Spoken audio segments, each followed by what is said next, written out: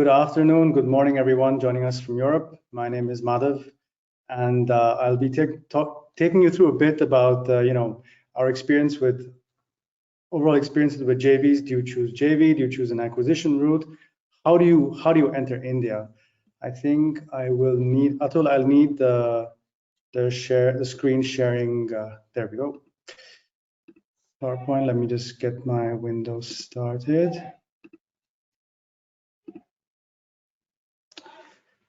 Excellent. So that was a very informative session with Rolf, and I'll continue on that. We'll continue on that. So just a bit about me: 15 years of experience with in various industries in various sectors, and of late we've been advising a lot of clients on JV, on joint venture projects coming into India.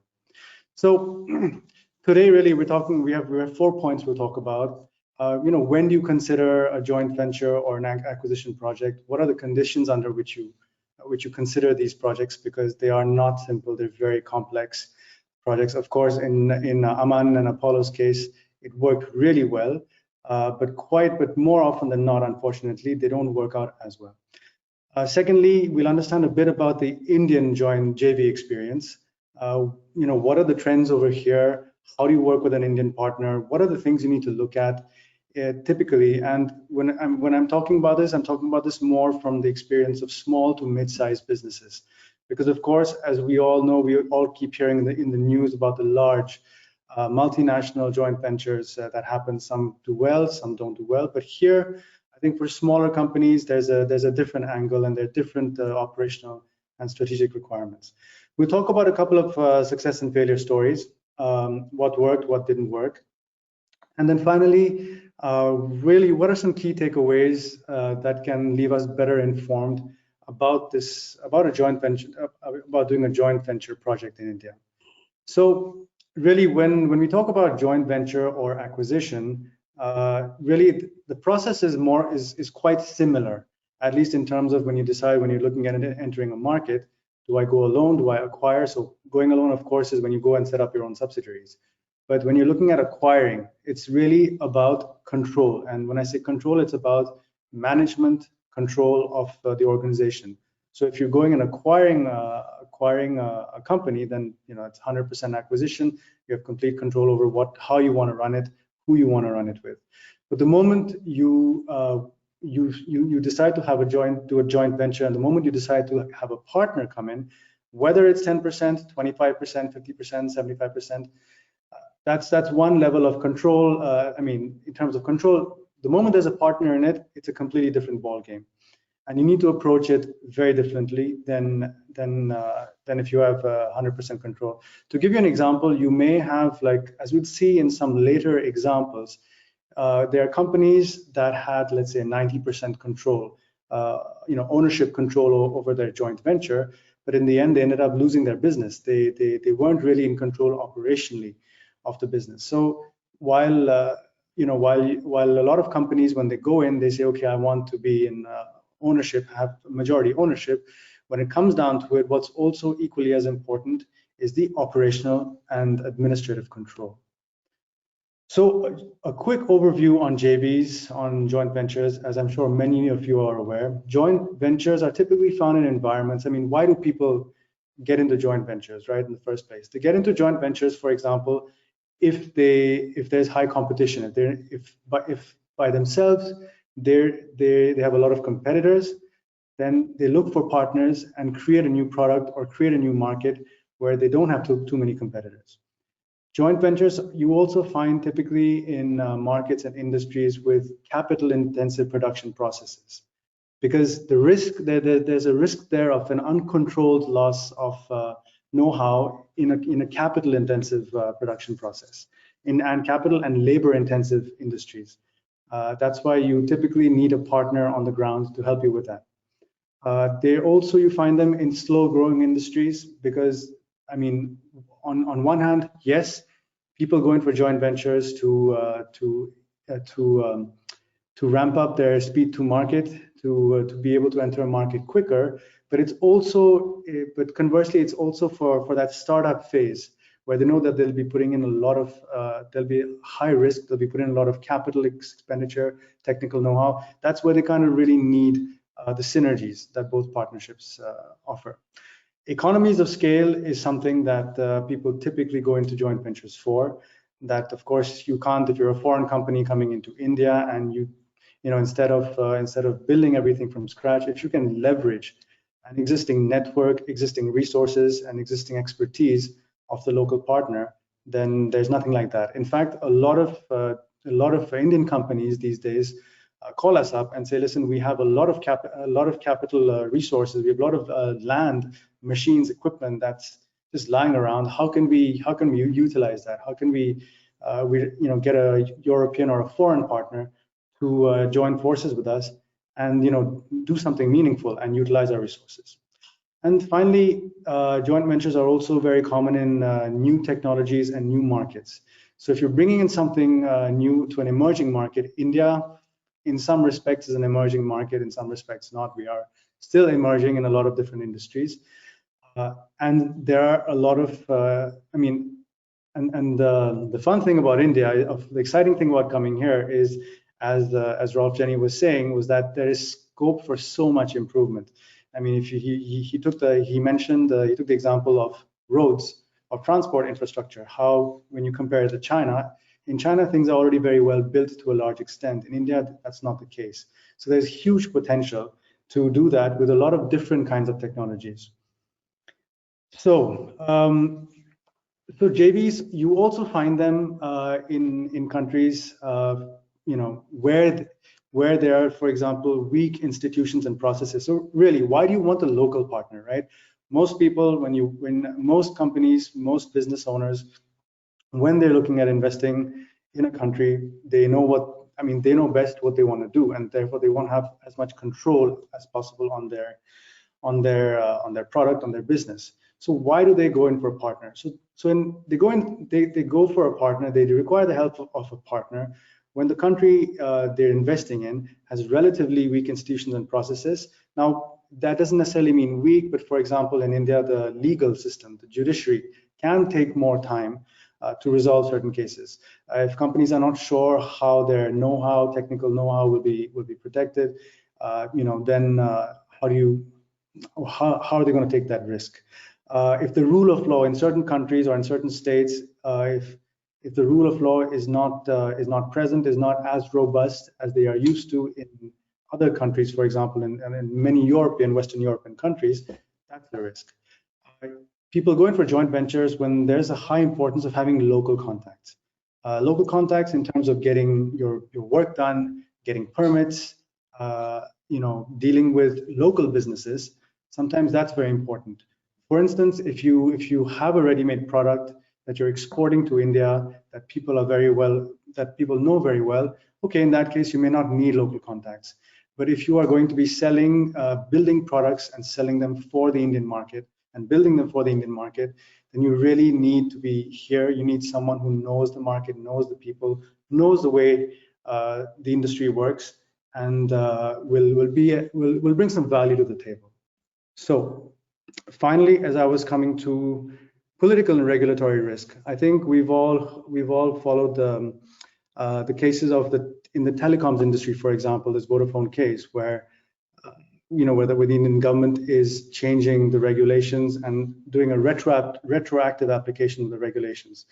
So when you're entering a market, you want to be sure that there's no real regulatory risk and there's relative political stability, so that when you come in 10 years later, there's no retroactive ruling or judgment on your business. So joint venture. So that's why you also get into a joint venture, because you're with someone who's able to manage those risks and who's able to take on part of that risk. So moving on to a SWOT of joint ventures. So really, people go into joint ventures because the advantages of the strengths of a joint venture are, of course, that one is that you share your risk, but you also pool your expertise. So a foreign company will focus on its core competencies, which is often the case in India, and the local Indian company will also bring a value add.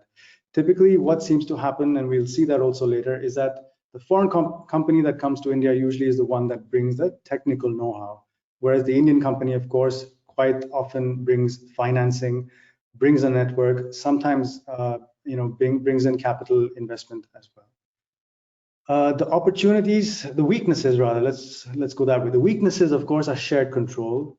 There can be divergent philosophies as well as strategic differences, and these are more often than not the weaknesses that doom a lot of joint ventures. As Mr. Jenny was saying in his experience between Aman and Apollo Group, it's really, really important to iron out these differences, this vision, this idea of what control means very early, even before you start the joint venture, because these are the things that maybe they won't be a problem for the next 5 years, but typically after they can be a problem 10 years later. So that's something that needs to be constantly reaffirmed. The opportunities in joint ventures are plenty. You have a cost advantage, you have local expertise, you have a faster speed to market. As Mr. Jenny was again saying with the example of Aman, had they come into India and formed their own subsidiary and started from scratch, it would have taken them probably a lot longer with a lot more investment, and that wasn't an option. So having the option of a joint venture allowed them to come into India faster. And of course, there are always strategic and operational risks, that things may not work out. You may lose control in some way of the joint venture. You may fall out with your partner, and in some cases, companies have seen that they're actually training the future competition. They fall out with the partner, and the partner ties up with somebody else, with a third party, and that becomes a new competitor. So it can also work against you. Now, in India, yes. So in India, the experience, there's certain trends in how JVs have happened in the country. Of course, it depends. The kinds of joint ventures we have depends on the industry, on the sector, on the size of the company. But typically, what we've seen increasingly over the past few years is that companies find it easier to work with Indian partners than in other Asian countries. Typically, they have an easier experience. What we've also seen is that the foreign partner typically takes the higher stake in the joint venture. So earlier it was 10%, 33%, 50%, but now it's increased in 75% in some cases, 90%. Yeah.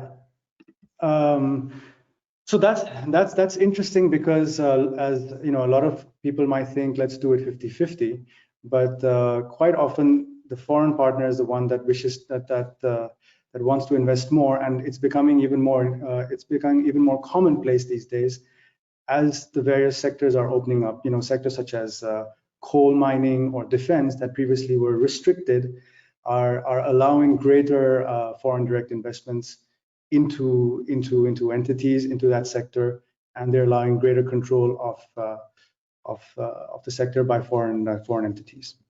I'm sorry, my GoToMeeting GoToWebinar is jumping up and down. Another observation is that it's usually the Indian partner who solicits the foreign partner. Quite often, in most of the mandates that we've worked on, it's really been an Indian client coming to us and saying, listen, we know you work with a lot of foreign companies coming into India. We're looking for someone to work with for many different reasons, but we'd like to diversify our business. And that's usually how these projects get started in a lot of the cases.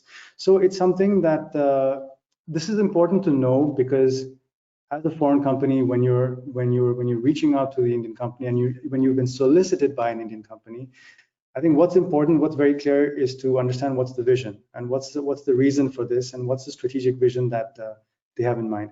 Is it simply because they have a lot of unused assets that they feel can be utilized in a better way? Is it because they actually have a vision of a project, of a time-bound project that they can do together?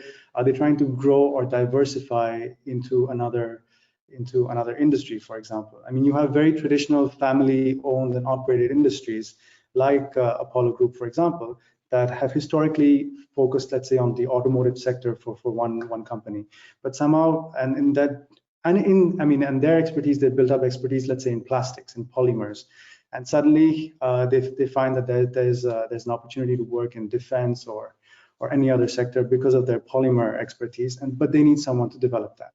So that's a very good reason for a joint venture. But I think it's important to understand that when you're being solicited by an Indian company.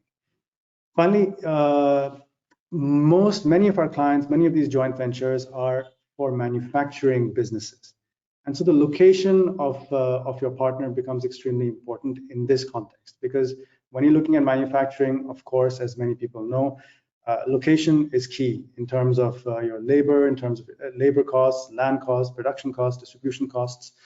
So this is the feedback that we've seen, that we've got from our clients over the past several years.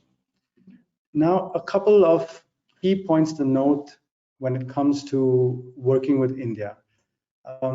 It's really important to understand this whole expectation of control.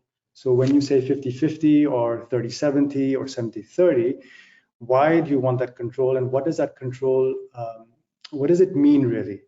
I think what we find in some of these JVs that have not worked is because one partner feels that they perhaps own or control 70% of the company, that sometimes there's an imbalance in also the way they respect or they treat or they work with the local partner, or vice versa, and that typically doesn't help.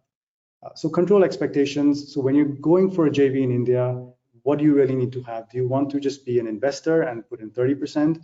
If you do, then you need to be very sure that there's a mechanism for you to increase your control maybe later on. A lot of companies, when they say, okay, we'll come in, we'll find a partner, let the partner own most of the joint venture. We'll start with maybe 15, 20, 30%. But if it goes beyond a certain level, maybe in 2 years, we'd like to increase our ownership. Now, it's this approach where in a lot of cases they've not defined the conditions under which they can increase and the valuation method that they'll use to increase their share, where a lot of falling out happens. There's also what kind of approach do you have in terms of a win-lose approach? Are you on the same page as your local partner as to what does it mean to do this project together? So a lot of in business in India, a lot of people work with a win-lose approach. It's not, am I making money off this? I'm contributing. Let's say if I'm an Indian company and I'm contributing capital, sometimes I may tend to look at it as, what's in it for me? Is there a return on my investment? Am I winning or losing? Of course, that's important, but this kind of approach needs to be taken into consideration when you're identifying your partner and when you're speaking to them, to ensure that you are both aligned, that it's not a win-lose game. You're in this for a very specific reason, for a specific period of time, and where are the points at which you take certain key decisions. Different ownership contexts are important because a lot of the times you're dealing with family businesses. So if you're two family businesses, that's great because you already come from a similar cultural background. You already see things in a similar way. But when you have, let's say, a professionally run company that's not owned by a family, that's owned by stakeholders, and they come into India and they work with a family business, there can be a bit of tension because you have, in a professionally run company, managers, your operational managers, your senior management may not always think long term, and they're thinking about their own immediate what works for them and what works for them on a relatively short-term basis, whereas the Indian family-owned business may have a different view, may have a very long-term view because they've been doing this for a couple of generations. So the ownership context also is important to know.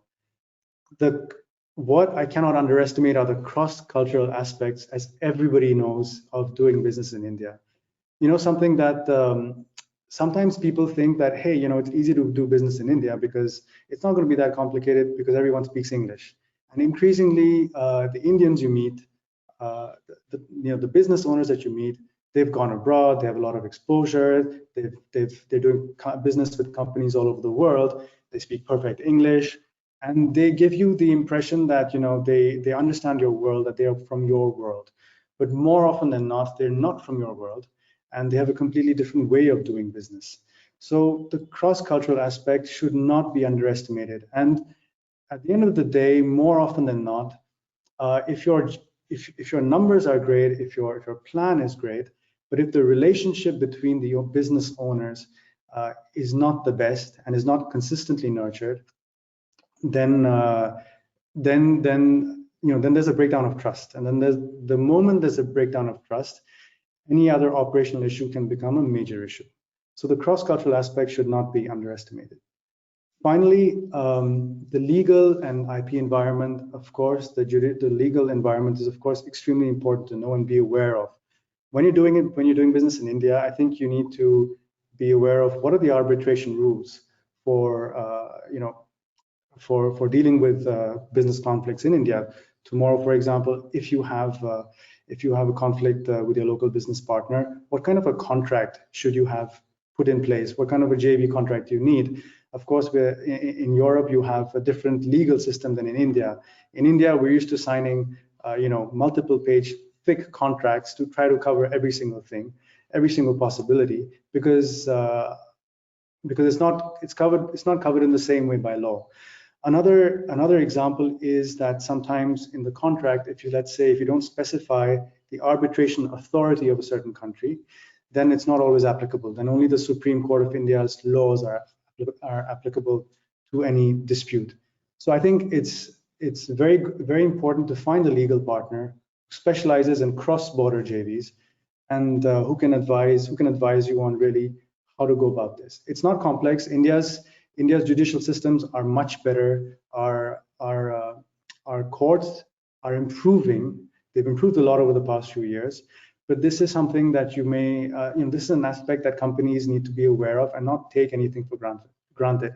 In fact, we have to tell a lot of companies, and they tell us in return once they've come to India, that they need to unlearn a lot of things about how they operate in other parts of the world, because India is quite particular.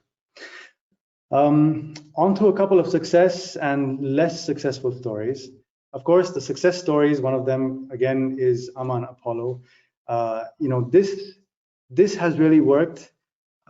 This has really worked because I think, as Mr. Jenny said, they had a very good relationship at the beginning. They were very clear at the beginning what control meant for them, why it was 70%, why 70-30, how that was important for them. But more than that, they were able to exit gracefully. So I think they had a plan. Their plan for exit, their exit strategy was very clear. That we're going into this project. These are the possible outcomes. But this is also where we must look at perhaps the graceful exit at one point in time.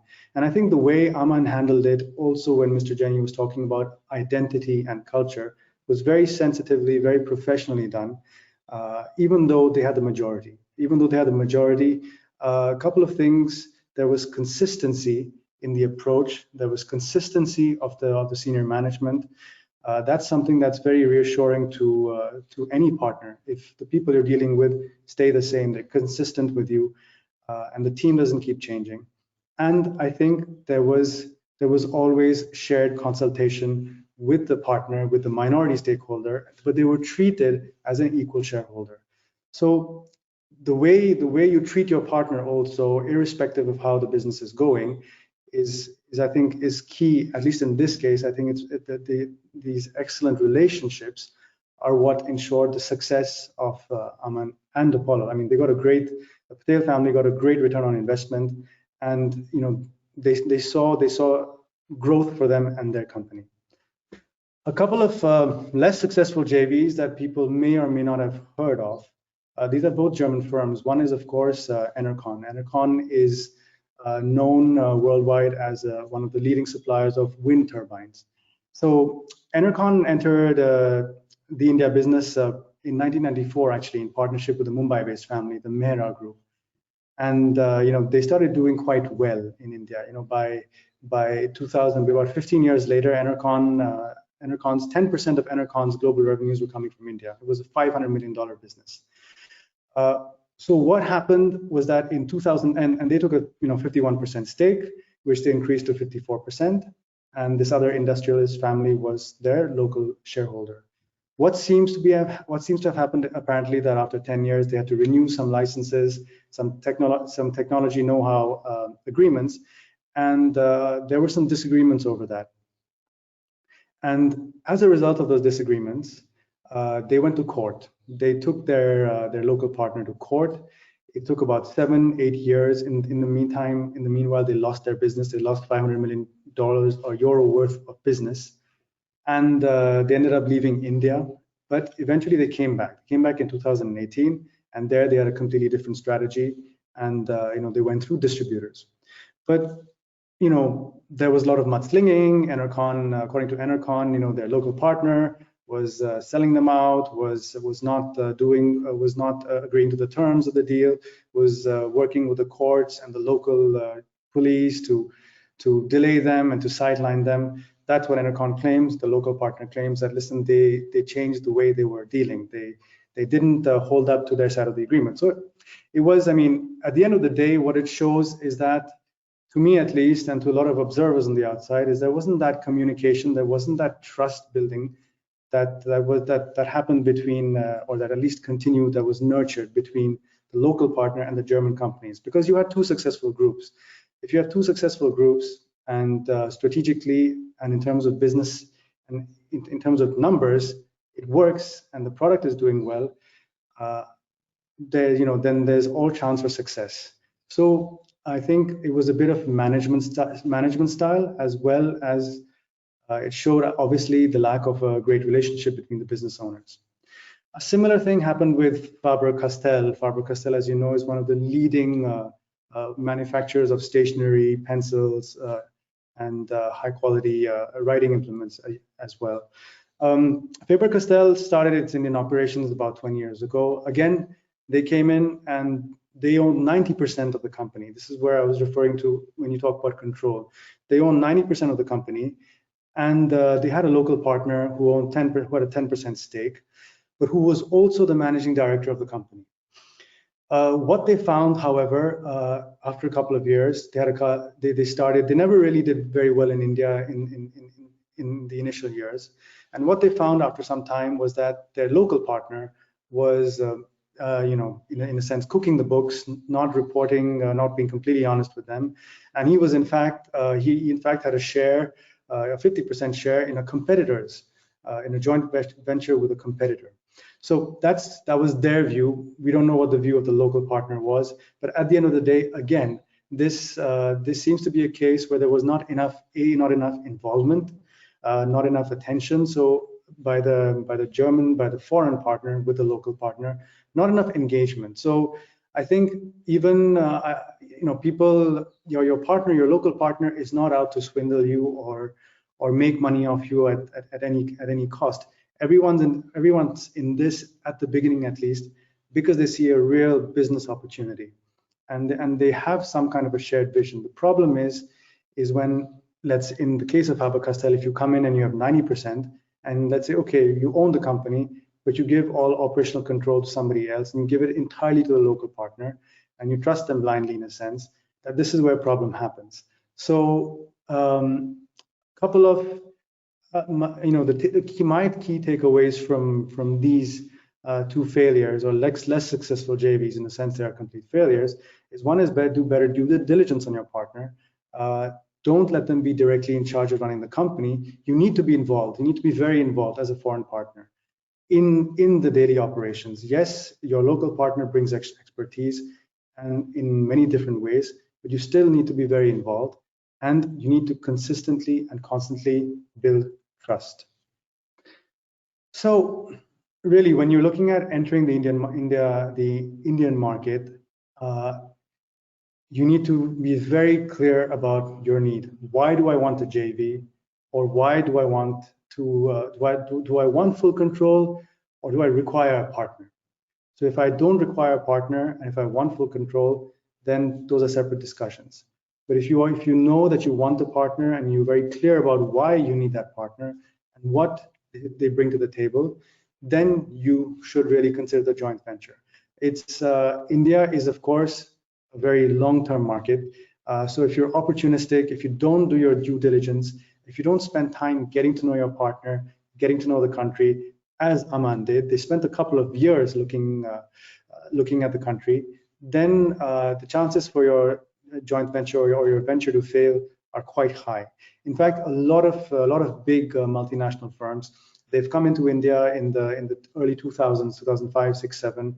They had a false start, and many of them came back later, and they were smarter about it because they learned their lessons, they did their homework, and then they realized what was the best way for them.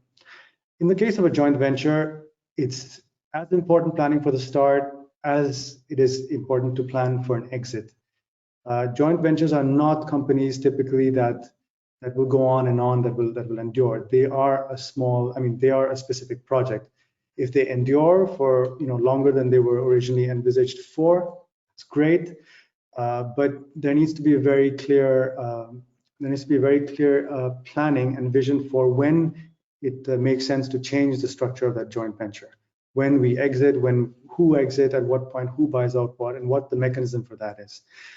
Quite often, Indian business owners have a tendency to, it's culturally very common for us to say, listen, we see eye to eye, we share a common vision, we share similar cultural values, and let's get to work. Let's do this together, and we'll build it that way.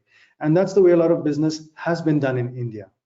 But in this case, because of the cultural differences, because of the way business is, not just cultural, because of the way business is done in our different countries, in our respective countries, it's not enough to go with good intentions, and it's not enough to plan for the start, but it's very important to plan for the exit.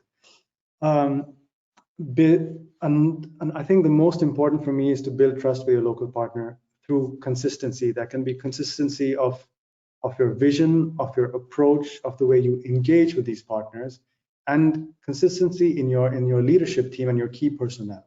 So if you have deputed a team to work with your local Indian partner, and that team keeps changing every 2-3 years, there's no consistency, there's no commitment, then there's a breakdown of trust. So consistency in every single way, especially at a personal level, is very important for the success of a JV. And then finally, as we've seen in some examples, it doesn't matter if you own 100% of the company or 90% in an ownership sense, but you need to get involved in the nitty-gritties, in personnel, as well as operational management. That's where partners such as ALTIOS, maier+Vidorno, that's where we can help. Because if you're dealing with another partner, if you want a third party to help manage, to help recruit a team, a common leadership team for this new entity, that's where a lot of our clients ask for our help. Can you help us with this? We want both our local partner and us.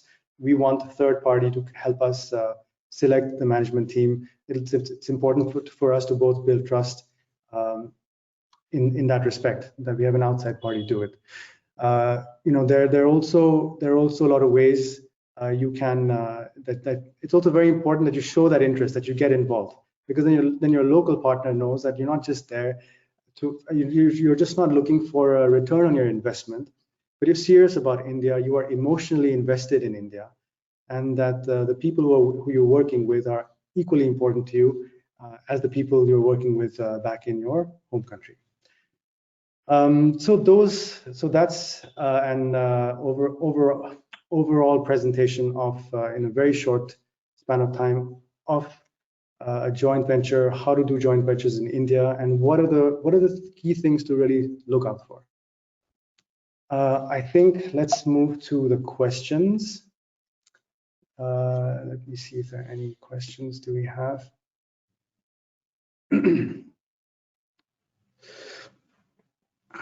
So yes, I come back now as well for the questions. Great. And I think Madhav, well done. I think one of at least my takeaways, as from yours as well as Rolf Jenny's comments, is there is definitely that human factor which very often is being underestimated here in India. And you see in Europe, at least in Germany, that much I really can say. If you have a problem with somebody in business, you still can have a drink at the bar in the evening. Here in India, I think that is definitely not possible. Yeah, if you have a problem, Rolf, super, you're still there. And so let's go into the questions. But here it's you need to have common ground with the people you're working with. If you don't have that common ground, you have a problem. So yeah, what questions do we have? Do you see one? Rolf, Jenny talked about family business in India. Is that easier to do with a JV, or does it not matter? I don't understand that question quite. Maybe you understand that question, Madhav? I think it's again has to do with family business, right? But yes. Is it easier? I think at the end of the day, yes, it is easier in a sense if there's a shared culture of doing business. But it's not so much about family business. At the end of the day, if the business owners have a shared vision and see eye to eye, then I think that's the most important. You know, you can have a family business here. You can have a professionally run business, foreign company coming in. But if they understand what's important to the family business, what are important aspects of working with them, and what they are sensitive to, then I don't see any reason why they can't work together. Yes. Rolf, I have one question for you. I know what I would answer, but I'm very interested what you would answer, being the JV expert here, and then also obviously taking over the entire shares of the company. We have a partner who is not willing to invest further. Neither does he want to exit.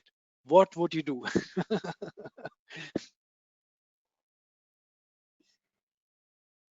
Rolf? Yeah. That's a difficult. Sorry. That's a very Okay, I know that is definitely a tricky one. Right. You remember when I said when we did establish the joint venture, we had already at that time decided and made a part of the agreement that we will build together a new factory, and we have given a number what we talk about. So, but if now this is not established and the partner doesn't want to invest,